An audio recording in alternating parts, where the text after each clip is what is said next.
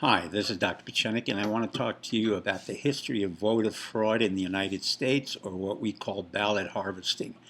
Recently, Ilhan Omar of Minnesota, the Democratic representative, the Sunni Muslims from Somalia, whose father was a corrupt colonel in the Somalian army, decided she would continue the family tradition of being corrupt. She used her funds for elections illegally. She used funds for her divorce, and then she's ordered Mohammed and a group of others in the Democratic Party of Minneapolis to harvest ballots, meaning that they go to poor people, they go to the nursing homes, they go to the homeless, and they sign in all kinds of ballots that no one knows about, and they sign it in themselves and then send it in. She will be eventually indicted for that crime. The second part that comes in very easily is a guy named Cory Booker, the Democratic senator from New Jersey. And this happened to my family. He made a personal call to my wife and said to her, listen, I want you to vote by ballot, not in person, but by ballot in New Jersey, and I want you to vote for Biden and for Harris. The problem with that phone call is that my wife hasn't been in New Jersey in over 20 years. And honestly, she has been voting Republican in the north central part of Florida. But this is not unusual. Harvesting ballots and illegal fraud, ballot fraud, goes back to our constitutional days when John Jay was implicated in 1796 for irregularities, and then in the Civil War in 1877, 1878, the Republican Hayes lost the popular election to Tilden.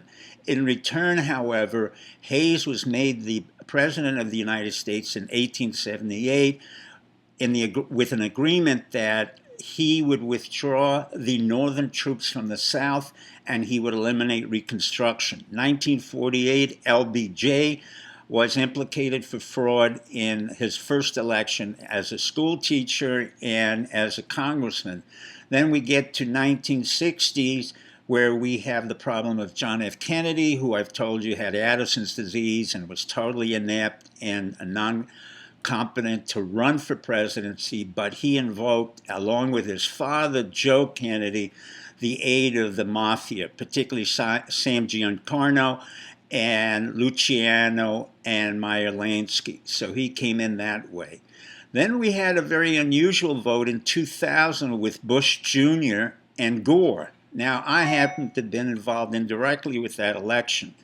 I knew from personal incidences and personal relationships that Gore was a far smarter man than Bush. However, it turned out that the election was contested in Florida. Surprise, in 2000, Jeb Bush, the younger brother of Bush Jr., was involved, and then it went to the Florida Supreme Court, where Bush was represented by my old friend James Baker, and the Democrats were represented by my old friend Warren Christopher. Eventually, an agreement was made. My suspicion is that Gore was paid millions of dollars to concede the election, and Bush Jr. won by 0.0009. That's 3 zeros.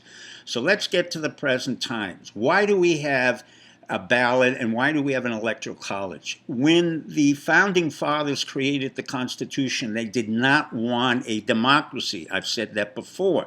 A democracy would have meant one person, one vote. Instead, they wanted a federal constitution. So they decided that the electoral college would be based on the population of each state, and it would be based on the census of 2010. So when you vote, you're not voting for the president, you're really voting for someone who's going to represent you as an elector in the electoral college.